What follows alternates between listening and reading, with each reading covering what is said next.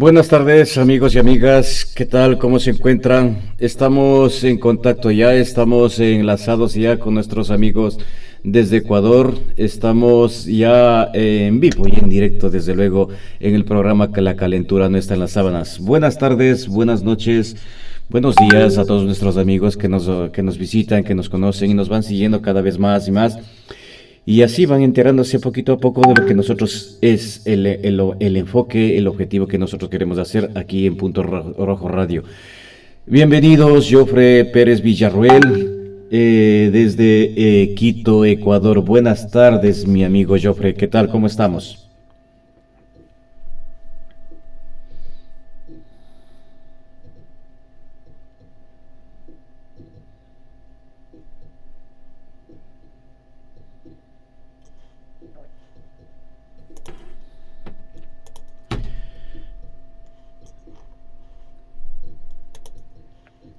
Vamos a ver. Está.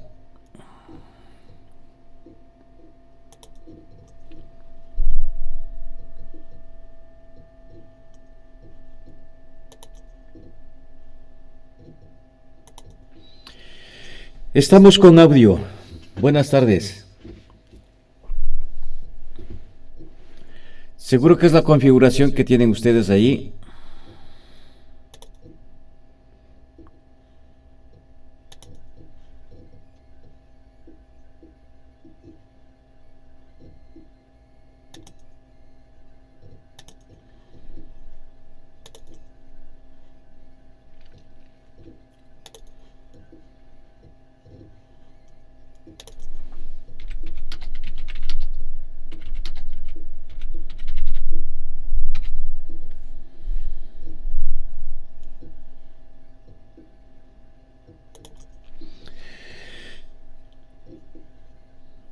Bueno amigos, vamos a seguir aquí comentando más cosas sobre lo que nosotros, el objetivo de lo que es la calentura no está en las sábanas, hasta que se pueda recuperar el audio que tenemos con Ecuador. También comentarles que estamos también enlazados con nuestros amigos de Quito, estamos enlazados también con unos amigos de que nos están escuchando desde Esmeraldas. Saludos a todos ustedes amigos y amigas que nos visitan, que quieren saber qué es lo que nosotros realizamos aquí en Punto Rojo Radio. También les comento que tenemos una visita con Gabriel Hidalgo, postulante a la Asamblea Nacional de nuestro país, Ecuador, que estamos ahí teniendo en la imagen, Gabriel Hidalgo. Buenas tardes, no sé si me escuchas.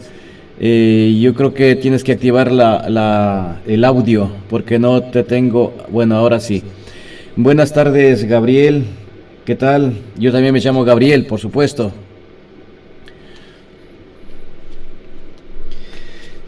No les estoy teniendo el audio de ustedes.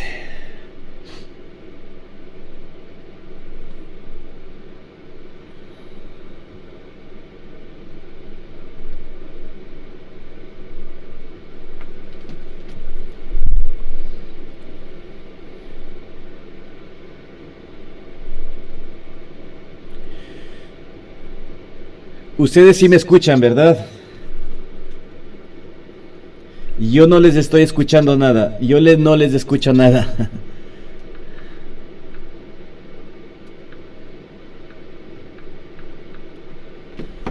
Algo pasa con ustedes. Ni el audio de Gabriel tampoco le estoy escuchando.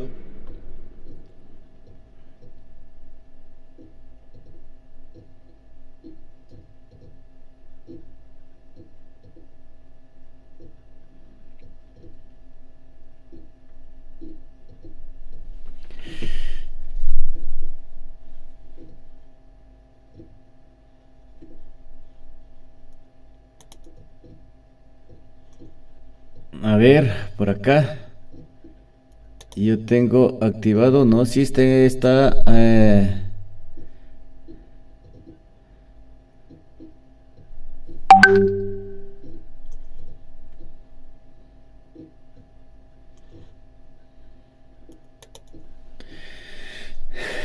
Bien.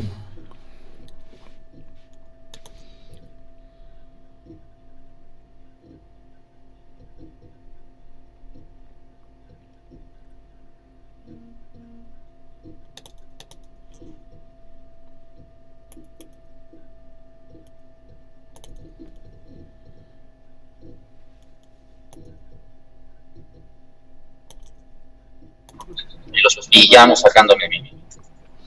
A ver, ¿qué tal? ¿Cómo me escuchan ustedes ahora? Bien. Vale, pues ha estado por acá un botoncito que no debería estar aplastado. Ya. Bien, bueno.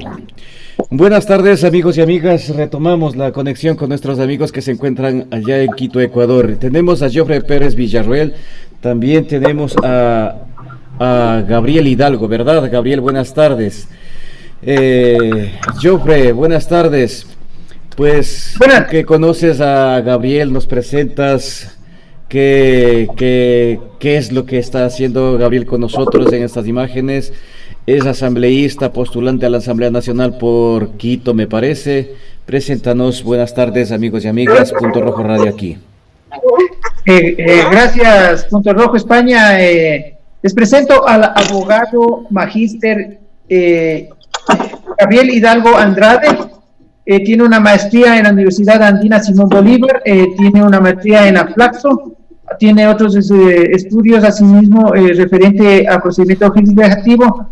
También ha sido asesor de la Asamblea, columnista de Plan B, hoy en la actualidad, columnista asimismo de La Hora. Es un joven abogado quiteño que está por la circunscripción Centro-Norte, por la lista 1751.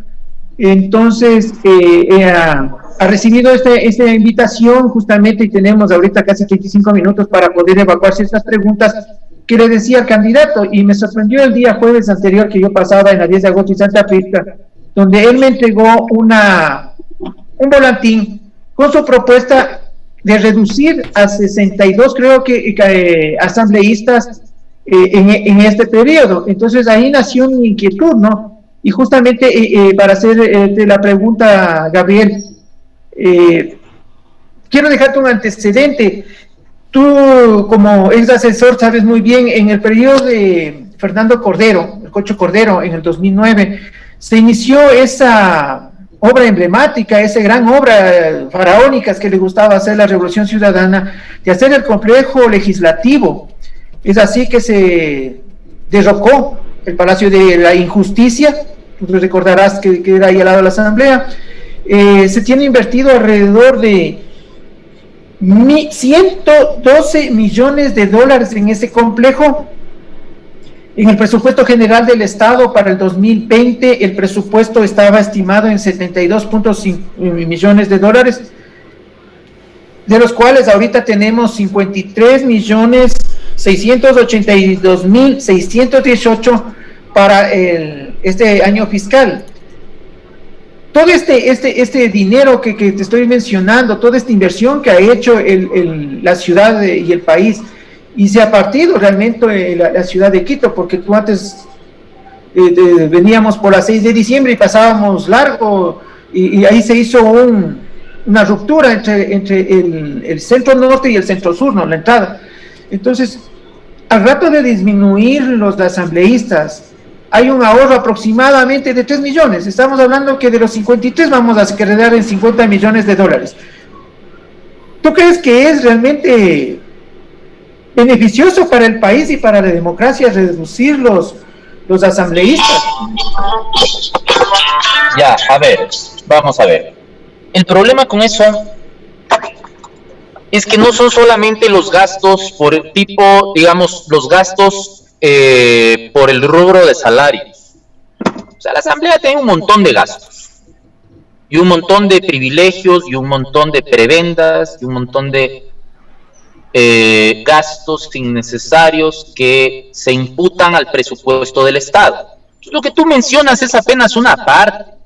O sea, les pagan planes de celulares, les compran tablets, les pagan viáticos por reuniones insignificantes en países a donde van de vacaciones.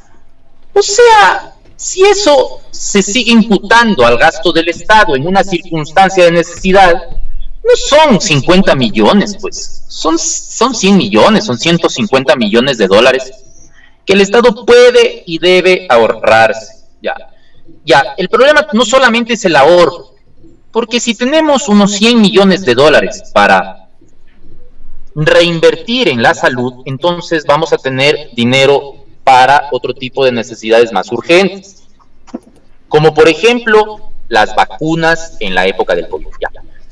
Otra cosa que se me dice es que se va a provocar un problema de subrepresentación. Entonces hay provincias en el oriente que tienen solamente 2 asambleístas. Vamos a ver. Ya, es cierto que a mí se me ha presentado como asesor. No, yo me desempeño como profesor universitario. He sido 14 años profesor universitario. A eso me dedico. Yo no soy político, yo soy profesor universitario. Y algo sé de cómo funciona la política porque he sido profesor universitario en la carrera de Ciencias Políticas. Yo soy politólogo. Es cierto que me he licenciado en Derecho, pero mi maestría y mi doctorado es en Ciencia Política. Y además tengo también otros estudios de maestría en Derechos Humanos como en Derecho Constitucional. Entonces yo algo entiendo de política. No entiendo de los políticos. Ese es un fenómeno que ahora estoy estudiando. Bueno, pero entiendo de política. Ya. Entonces, hay 2 tipos de representación que se conjugan en el mismo espacio legislativo del Ecuador. ¿Qué es? El sentido de representación territorial y el sentido de representación poblacional. Ambos se conjugan. Es decir, la Constitución dice que hay 2 personas por cada provincia. 2 legisladores. Ya. Eso significa que hay 2 legisladores para arrancar desde las provincias más pobladas a las menos pobladas. Eso significa que Galápagos, de la misma forma que Guayas o Manabí o Pichincha, empiezan con 2 legisladores. ¿En dónde empiezan a incrementar el número de legisladores? En el criterio de distribución poblacional. Cada 250.000 habitantes hay un nuevo legislador. Si modificamos ese criterio y decimos, no cada 250.000, sino cada 500.000, pero es que ¿cuál es la diferencia, pues? Ya tuvimos con la Constitución del 78, entre 80 y 84 legisladores, o 90. Con la Constitución del 98 tuvimos 100, y con la del 2008, la Constitución de Correa, 137.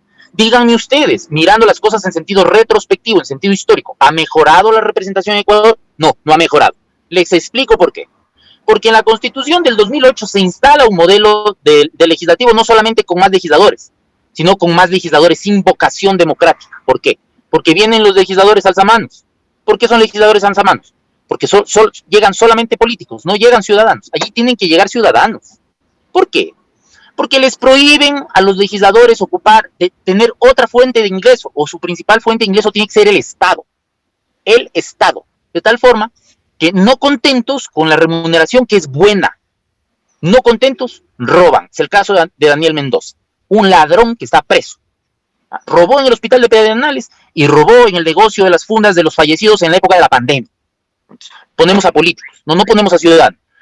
¿Cómo se hace para poner ciudadanos? Se les debe quitar el sueldo, pues. Se les debe pagar solamente dietas. ¿Qué pasa si no tienen sueldo? Entonces ahí sí van profesores de educación de enseñanza de secundaria, primaria, universitaria, y no solamente profesores, quiero decir, van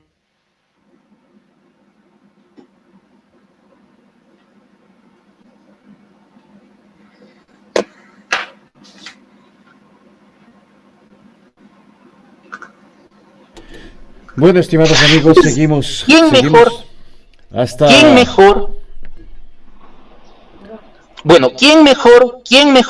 que un ciudadano para entender las principales necesidades de legislación en un legislativo? El comerciante sobre el comercio, el trabajador sobre el trabajo, el médico sobre la salud, el arquitecto, el ingeniero sobre la construcción, el albañil sobre la construcción, pero no una montaña de vagos, que lo único que saben hacer es política. Entonces, ahí se reduce el número según el criterio de representación poblacional. Se reduce el número. Podemos reducir hasta la mitad. Yo no he dicho 62. En eso habrá que entrar a discutir. Pero sí pueden ser alrededor de 70, 75. Incluso se tiene que dividir en 2 cámaras. En una cámara de legisladores y una cámara de senadores. ¿Para qué? En la cámara de senadores se tiene que volcar las labores de elección de autoridades de control. Y en la otra solo legislación. Solo legislación. Con eso solucionamos un problema gravísimo en Ecuador. ¿Qué se hace Ecuador con un legislativo de 200, de 300? La gente me dice, Ecuador es un país con sistema de subrepresentación. ¿Qué nos hacemos con un legislativo de 500? Si ni con 100 funcionaba bien, con 80 no funcionaba bien. Quedémonos con un modelo de representación de 70 o de 80 legisladores, pero no más de 100, por favor. No necesitamos algo por el estilo. Gabriel, encantado, adelante. Gabriel, ¿y cómo quedaría la propuesta del Comité por la Institucionalización Democrática que presidió el ex consejero del Consejo de Participación Ciudadana y Control Social del periodo de Julio César Trujillo, que ya fue remitido a la Asamblea después de todo el proceso de firmas, de validación del CNE?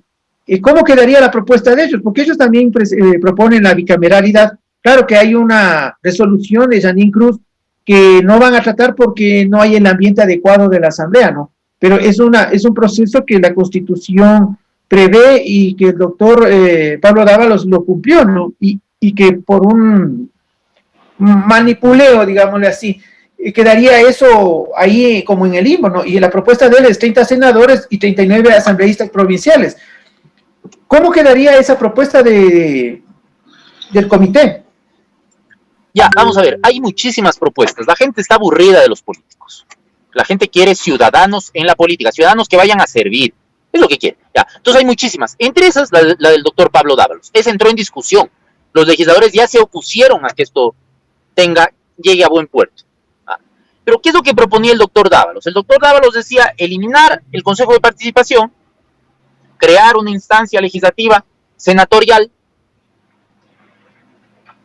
y no proponía reducir el número de legisladores. Bueno, lo importante es que esto se discuta, eso es lo importante. No importa si hay muchas propuestas. Si mañana los adversarios políticos proponen lo mismo, pues en buena hora, porque no se trata de quién propone primero, sino quién lo hace mejor.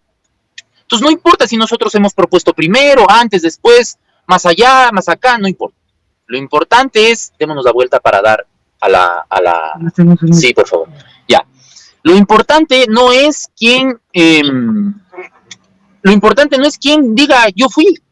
Eso es lo de menos. Lo importante es que funcione, que suceda, que pase. ¿Ya? Entonces, si el doctor Dávalos también está eso, bacán. Si están otros compañeros de otras organizaciones, bien.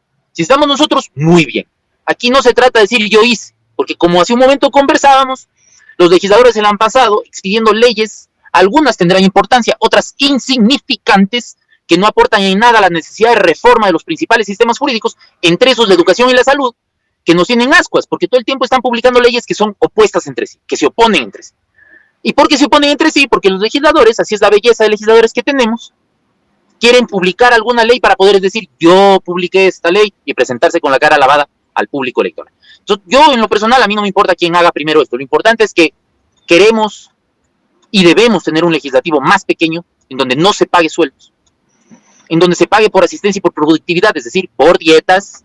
Las dietas operan en muchos sistemas legislativos del mundo. Así se paga a los miembros de un directorio en cualquier empresa de cualquier lugar del mundo, incluso el Ecuador. Entonces no nos vamos a hacer, pues. Incluso ya se pagaba con dietas aquí en Ecuador. Ya se pagaba con dietas. Ya. Entonces, que se pague así. Que se pague así. Entonces, legislador que falta, no gana, pues. Y legislador que no trabaja, no gana, pues.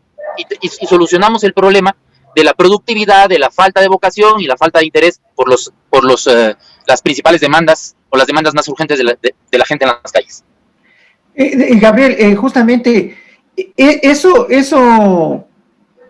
ese cambio que tú propones, ya tenemos el termómetro, ¿no es cierto? Porque el doctor Basabe, en una comparecencia a la comisión, justamente le decía al legislador que primero tendrían que hacer una reforma al Código de la Democracia y reducir los partidos políticos y movimientos, porque eso, tú sabes que esa es una locura en ruedas, porque hay 281 movimientos y partidos políticos en el Ecuador para un electorado de 13 millones. Entonces, el doctor Basabe justamente decía, hay que reducir el número de partidos políticos, máximo 4 a 5, plantear la bicameral sin estas reformas realmente atomizarían más el país, pondrían mucho más inconvenientes y abonaría al hiperpresidencialismo. ¿Tú qué opinas al respecto? Ya, a ver, ni el doctor Basabe, que es un experto en ciencia política con gran reputación a nivel nacional ni internacional, ni yo, ni nadie puede decir cuántos partidos expresan la pluralidad del Ecuador. Eso lo tiene que decir el electorado. Entonces, si representan la pluralidad del Ecuador 10 partidos, 5 partidos, 3 partidos o 20 partidos, eso tenemos que someterlo a elecciones. Ya. Lo que se tiene que reformar no es una disposición que diga en Ecuador hay máximo 5 partidos y yo escojo cuáles son, porque entonces le daríamos un poder demasiado importante al Consejo Nacional Electoral o al órgano competente. Eso ya hizo Correa, no nos pongamos correístas. Él dijo, aquí ningún partido es legítimo, aquí todo el mundo se vuelve a inscribir. Se volvieron a inscribir todos. Y el partido que tuvo más firmas falsas, inconsistentes o contradictorias fue la de él. Fue el partido de él. De tal forma que yo no quiero entrar en el debate que quisiera entrar tal vez el doctor Basabe, a quien yo respeto, incluso admiro, pero pienso que se está equivocando de la A a la Z. Eso tiene que escogerlo la gente en elecciones. Ya. ¿Cómo hacemos para que queden pocos partidos? Yo diría, no pensemos en la cantidad de partidos, pensemos en la calidad de los partidos. Tenemos que asegurar una militancia estable, orgánica y comprometida. ¿Cómo garantizamos eso? Convirtiendo a los partidos en auténticos instrumentos de la ciudadanía, no de los políticos. Disculpen ese ruido en la calle. Ya. No te preocupes. Ya, estoy en la calle. Ya, eso, ya. Primero. Después, los partidos tienen que estar sometidos al control de la gente. Y tercero, en el momento de la participación deben responder a umbrales muy altos. De tal manera que no pudiendo responder a esos umbrales, tengan que disolverse y los políticos formar parte de otras organizaciones partidarias o de plano irse a sus casas. Con lo cual, a mí me parece un auténtico despropósito que la ley diga aquí solamente caben 5 partidos. Porque entonces el mandamás de turno diría, los 5 partidos son estos. El de mi ñaño, el de mi cuñada, el de mi cuñado, el de mi sobrino y el mío. No, pues, y volvemos y nos metemos en un problema del cual no nos gustaría salir. Ni meternos ni nos gustaría salir. Claro, el doctor Pachano menciona que una de las desventajas de la reducción de una asamblea o la bicameralidad sería en la lentitud en el proceso de formación de ley.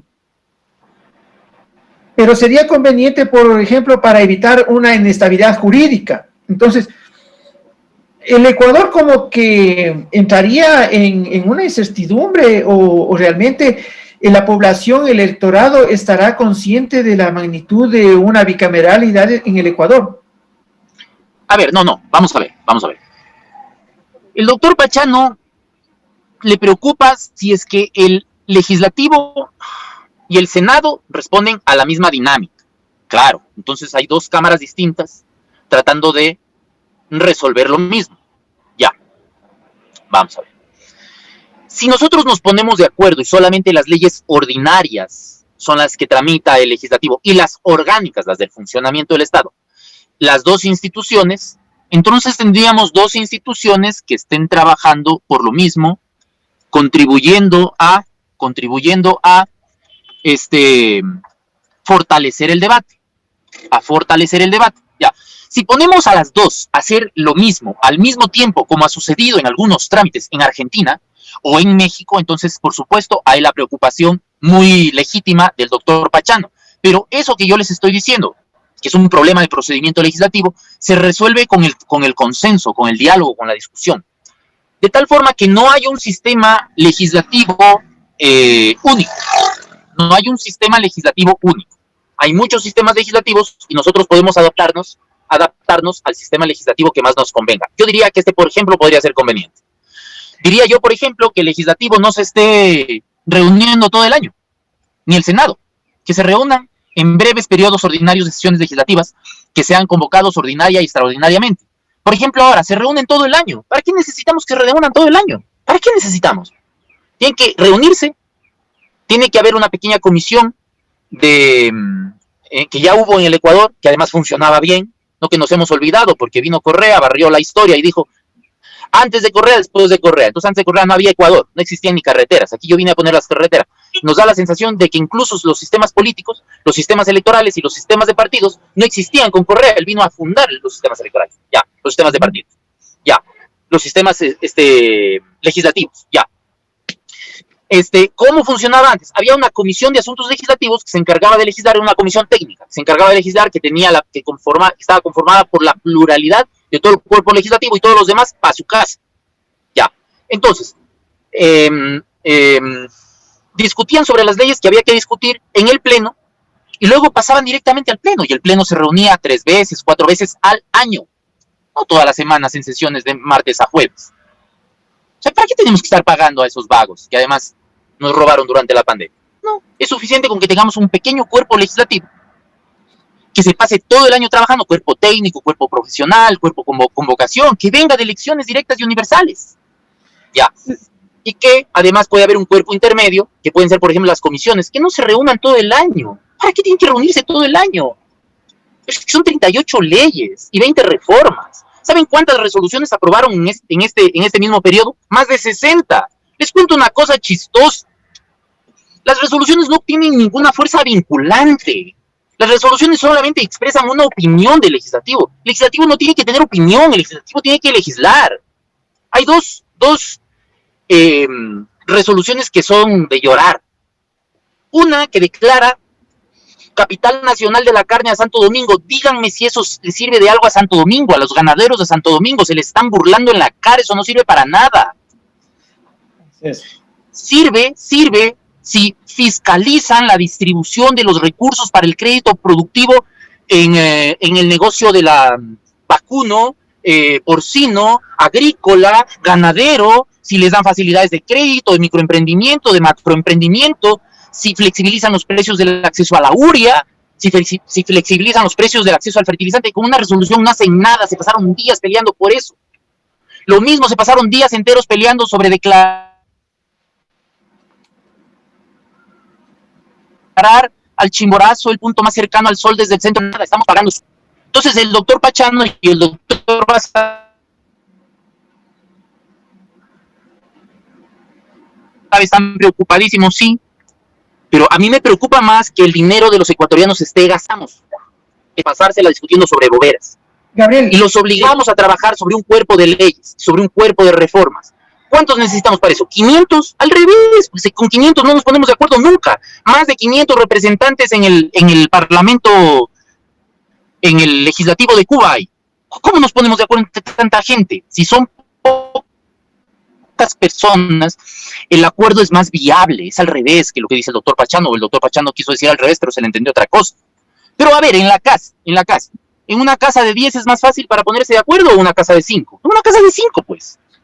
Ya, pues. Entonces, si tenemos un legislativo de 500, sí, nos representa un montón. Entonces, necesitamos cuota para los afro, cuota para los chagras, cuota para los no sé qué. Ya tenemos un parlamento repleto de gente. Va a ser imposible ponernos de acuerdo, porque incluso los legisladores quieren una comisión de asuntos maravitas.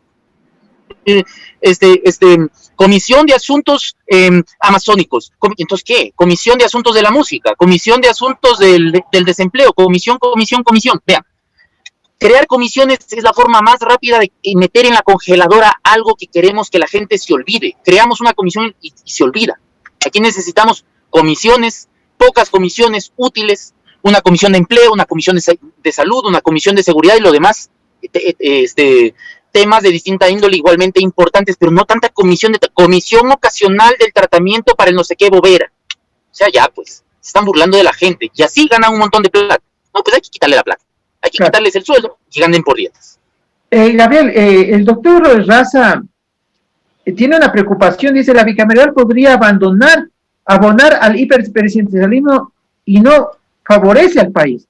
Creo que las condiciones del país ahorita, todavía en ese divisionismo que dejó el correísmo, no le permitiría entrar de una manera rápida a la reducción de asambleístas, por justamente lo que tú mencionas, ¿no? Las dietas, los latisueldos, los privilegios, las cuotas, los negociados, el nombre del maletín que ha circulado, la entrega de hospitales. Se ha visto tanta corrupción, ¿no? Pero ¿cómo llegar al ciudadano para que entienda esta postura tuya y se llegue a convertir en una realidad y no quede uno más en el tapete de la discusión, ¿no? Ya, vamos a ver, lo primero es que esta reforma es dificilísima. Yo no he dicho que la voy a hacer el primer día de ejercicio del cargo, ni he dicho que la voy a hacer solo. Esa es la pelea. La pelea es tomarnos la asamblea desde la ciudadanía, y si no nos dejan tomarnos la asamblea, nos tomaremos las calles e impulsaremos la reforma constitucional. Pero tampoco he dicho que es fácil, es muy difícil. Ahora, ¿qué es lo que vamos a hacer nosotros? Meternos intensamente en la política, en los medios y en las calles para intentar sensibilizar a la gente sobre esto que en la calle me felicitan. Tanto vago, hay que reducir el número. Tanto vago que además nos roba, hay que quitarles el sueldo. Todo el mundo está de acuerdo con esto. Solamente los políticos, la política, y quienes se favorecen de la política no están de acuerdo. Entonces encuentran un montón de dificultades teóricas. Vea, yo soy profesor universitario, yo entiendo cuáles son las dificultades teóricas, pero cualquier legislativo en el mundo, incluso aquellos que expiden leyes ordinarias, orgánicas o constitucionales, como por ejemplo un legislativo extraordinario que se instala con poderes constituyentes constitutivos, con poderes constituyentes derivados o con poderes constituyentes originarios, es también un legislativo